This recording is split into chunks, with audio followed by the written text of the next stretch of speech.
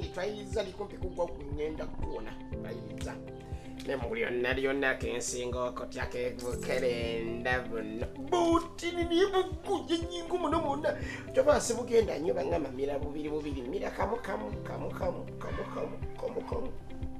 nyanja bumira obulungi bw'obulamu bwange nina abaana abamukyala ekwano gyange eno mmira eddagala lino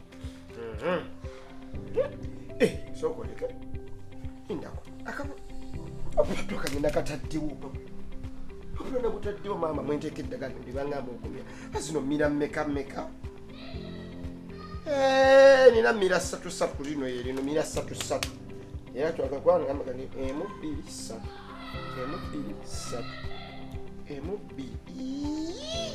saagimira nagibuuka sibanga namira overdose bemba nno mize 2 nga no mbadde mbira 3 mbanga mize overdose eyo overdose yennyini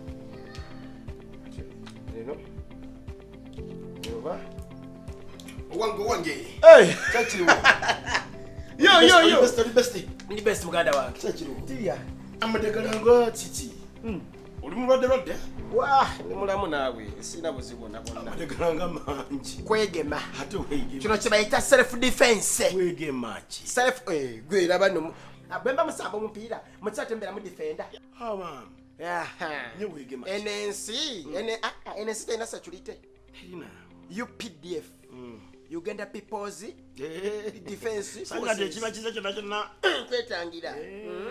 Wetangira ki? Wonja tulina asikali tatukuuma mu nyumba yaffe eno. Mpulira.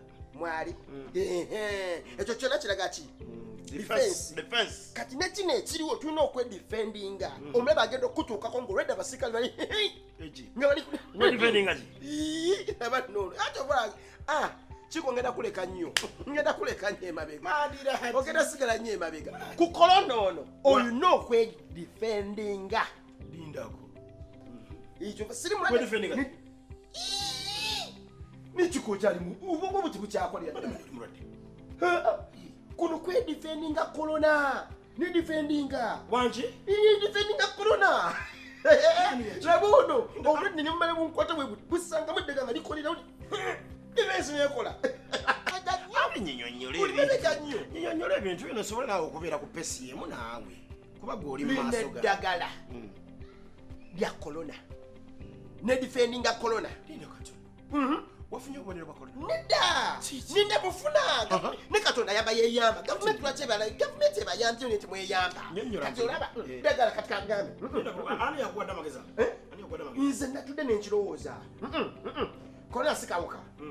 Lino lyabuuka n'akanywa mukaaga nyenya n'emirawo lyabuuka corona okolola n'okolola si kolola lino lya kifuba byaki kifuba nnyo ikakano nga kulina olukumu mutwe kali kajjudde kalamba n'erinywa corona taleta senyiga ne weetyamula buno obuto nebugoya buno obutono nekagoya omubiri obulaga kukagoyeza banga amira bubiri bine emira kamu nange mbutya bugoya nnyo singa mira obi olakamu kagoya nekakola kakala senyiga konna kola kikwe defendinga kati ono yoli omumaika gwe yatugamba Amerika gwe bagamba kumira maama ensi saabalwanyi eyo ennene mu nsi omukembezi yagamba bine chloroquine yono kona wano nanyumyanga nawe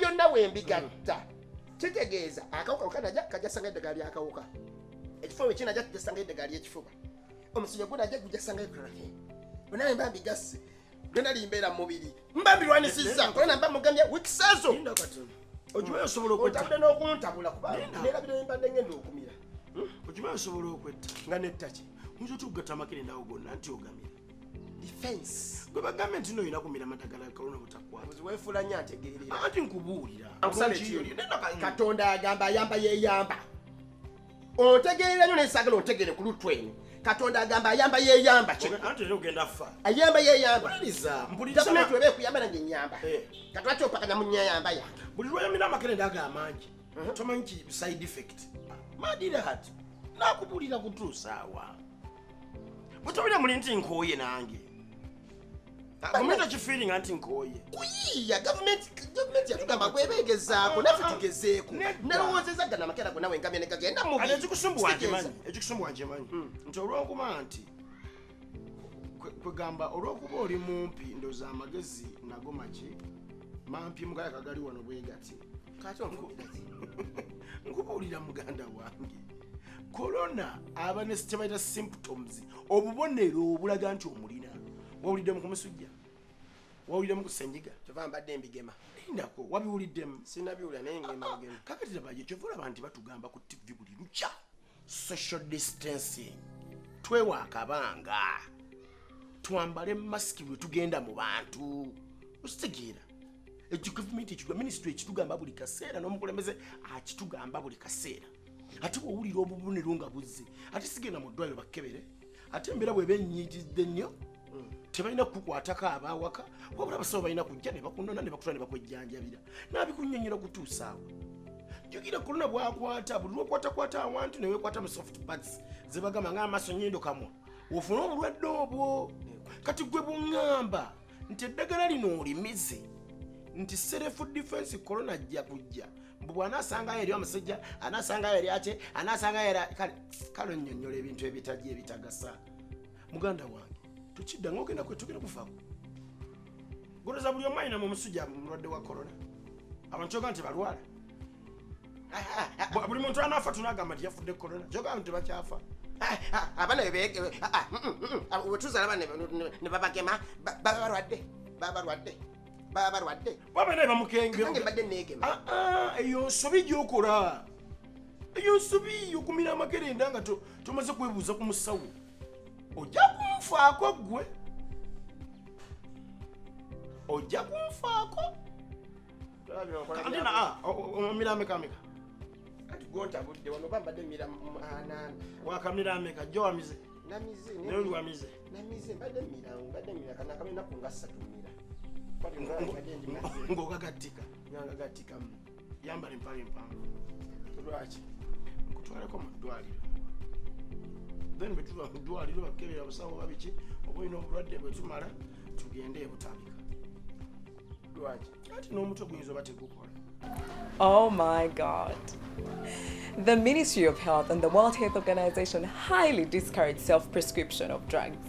Because look at this young man. Without any symptoms of the virus, he's taking medication in hopes of somehow preventing the virus. This can cause a lot of health complications, including death.